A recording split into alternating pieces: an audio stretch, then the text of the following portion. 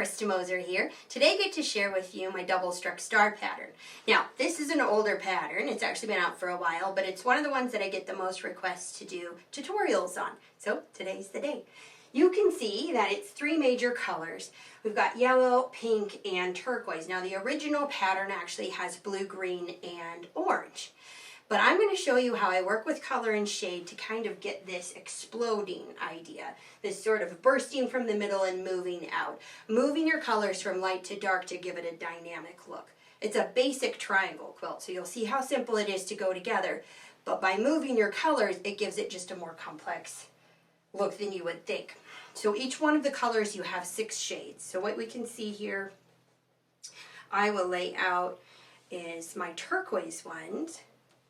They go from light to dark here.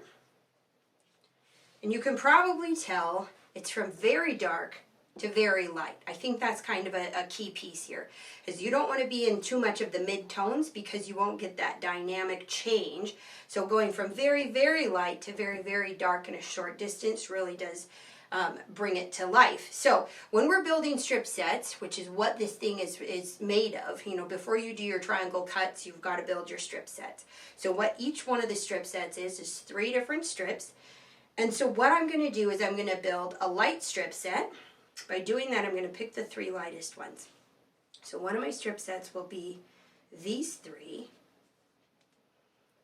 And this strip set, you can see, is going to read very, very light. These triangles will be largely in this area. Now my next strip set is going to be very medium. So I think probably what I'll end up doing is going with these 3. Maybe not actually. I've got options. I think I'm going to go with this one, and this one. Yeah, this is good. So that's kind of a medium strip set. It's got a dark on there, but a couple of ones that play well with the medium. And then of course the dark set is going to be the darkest 3 shades. So it'll be this one, and this one here. So that strip set will read very, very dark in the end. And it will be out here towards the outside edge. So we're moving from light in the middle towards the outside edge of the star, which makes them the dynamic, very dark points that draw your eye all the way out. So these strip sets get sewn together. These are just extras. We'll set those aside. They might come in handy later, but chances are you won't need them. So before sewing, what we've got to do is trim the end at a 60-degree angle. So I'm going to stack up these strips and right on top of each other. We just need to make the end here a 60-degree angle. Now this, when cutting triangles, typically will get you 1 extra triangle cut by doing this, because I'm just going to trim off the smallest amount. So lining up the ruler along the top edge of the strip and cutting on the end here and then nipping that tip off nice and flat. So when I sew this, I'm going to stagger the end just like this. So what I've basically done is once this is sewn, is your 1/4-inch seam here, so you flip this one up on top of this one, you've got that perfect little match up, you know, 1/4-inch notch there. And then you press the seam open. You're going to flip this one down. Same thing with the little notched flat tip. Press that seam open. And now you have a whole strip set that should be 6.5 inches wide.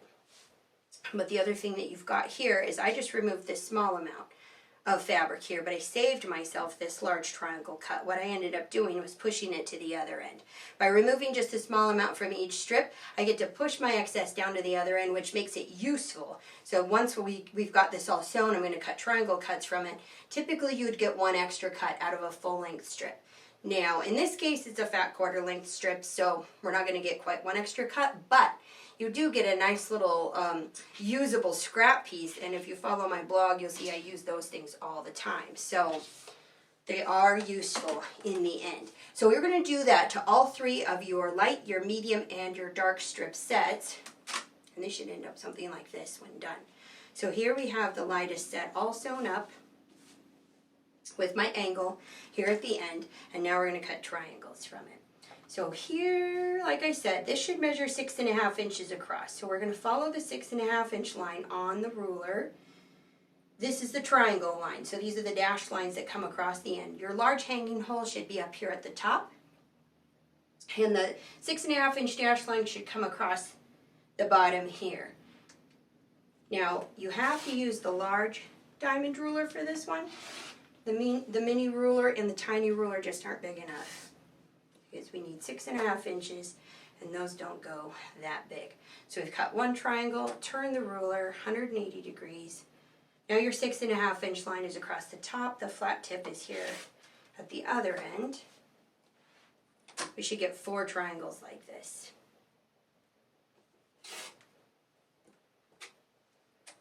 And one last triangle. So you can see here, it's not quite big enough to get another triangle, but this is a pretty useful piece. I've got several blogs that use these end cuts like this, so they do come in handy. Now what I'm going to have you do before moving on is trimming these outside tips. I have a little technique for this. I'm going to turn all of these triangles so that their pointed ends are away from me. So this is how I do it. When we remove these flat tips here, or pointed tips out here to make them flat, and you're going to construct this whole thing, you know, it's row after row of triangle cuts, your intersections become very flat and less bulky. So it's kind of helpful. Now it's not absolutely necessary, but it really is helpful to have those triangle tips gone. The other thing that it helps with is as we move out into our background, if you've got darker tips of, say, dark fuchsia, tucked in behind some of the white backgrounds, you can kind of see a shadow through. So by removing them, you don't have to worry about that. So what I do is I turn the flat tip of this triangle towards me, and then I take the large hanging hole of the ruler and I point it up and away from me. And then you just lay the ruler down on top of the triangle. Now what I've just done is I've lined it up with the diamond lines. So it's a 6.5 inch triangle, and now I've lined it up with the 6.5 inch diamond lines coming down each side, which exposes these 2 outer tips, and you can just remove them in one shot. So that goes fast. You might get risky and stack your pieces up. I don't typically suggest that, but if you are confident that you can do it accurately, then go ahead. Okay, last one here. So you're going to do that to each one of your strip sets, your light one, your medium one, and your dark one, which will end you with 12 triangles like this.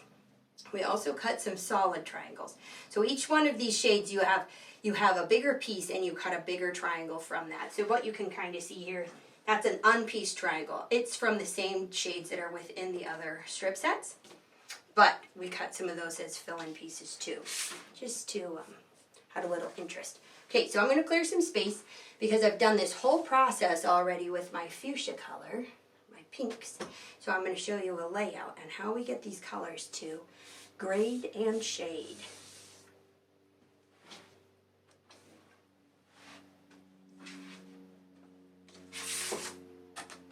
Okay, starting here, so I've got my solid triangles. Those are the same size cuts. They just are unpieced. And I've got my stacks of triangles here that are all pieced. And so you can see as they shade, light moving to medium and then all the way to dark. So here's how the fun works. You're going to take your lightest shade triangle, and I'm just going to point it, out to the end like this. Lightest shade triangle, think center right here. So unpieced or pieced, doesn't matter, but the one that reads the lightest, and then you're going to start building. In this case, this is my left, and I'm going to start building right. So I typically will put my darkest shade out here, because I'm going to fill up the space between these two. So think of this, you're filling up from your lightest shade out to your darkest shade, and all the pieces in between. So here, I do this and this, and what I'm doing with this is I'm creating kind of an arrow with the lightest shade pointing towards the light end. So you can turn these triangles all different ways, and they will work in all kinds of different ways. They're equilateral triangles, meaning they're the same on all sides. So you can create, with your shades, you can create kind of directional arrows, and that's something to think about when you're doing this, because you want these fabrics to sort of point towards the light end. Either your lighter one's pointing towards the light end, your darker one's pointing towards the dark end, So you can just keep turning them until you like the way they look. So maybe I'll put that there and here. Maybe do that.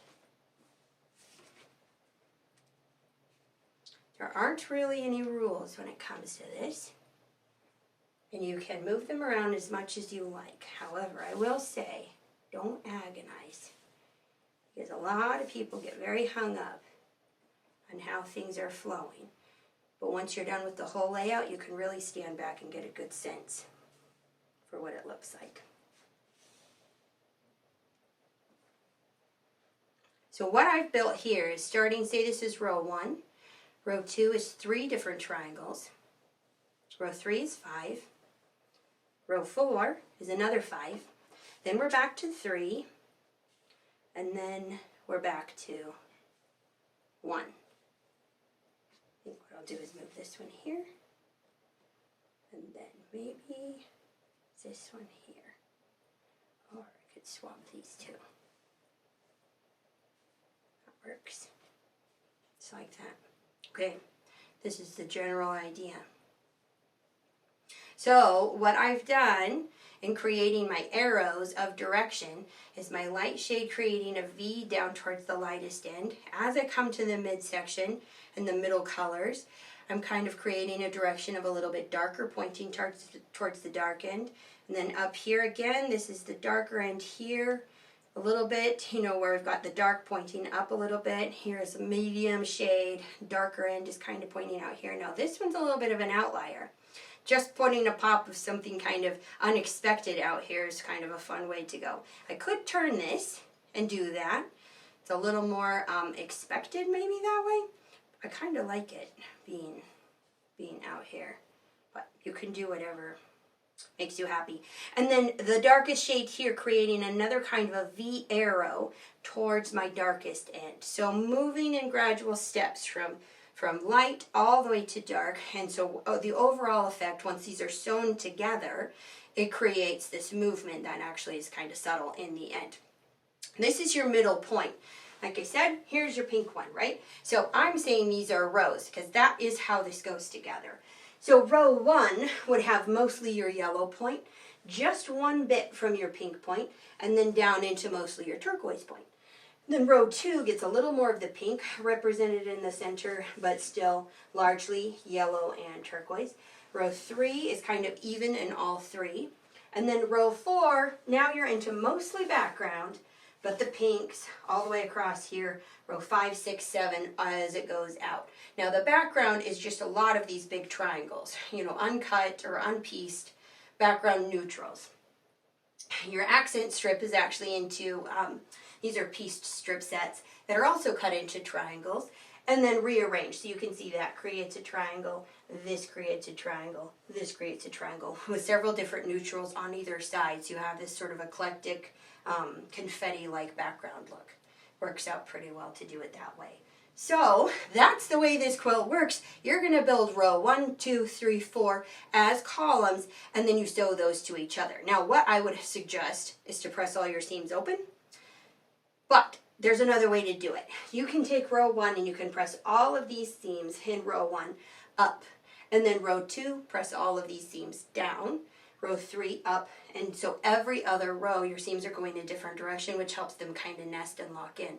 That's effective. It works really well. It's a little bit more bulky than pressing everything open, but it does work. So you're probably wondering, did we do kits for this? Of course we did.